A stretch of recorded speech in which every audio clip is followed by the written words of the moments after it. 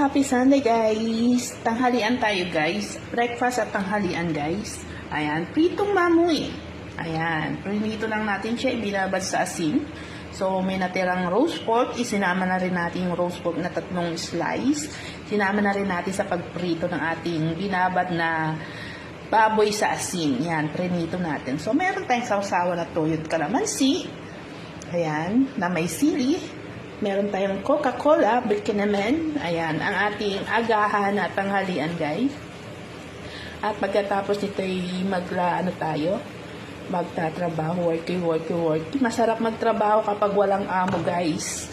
Kasi walang nakatingin, walang nag-uutos. Sa bagay, hindi naman pala utos si amo. Kaso, meron siyang ugali minsan na nakatingin. Hindi naman siya nag-uutos, tingin lang siya. Parang ganon, yun. Ganon. Kaya kain na tayo.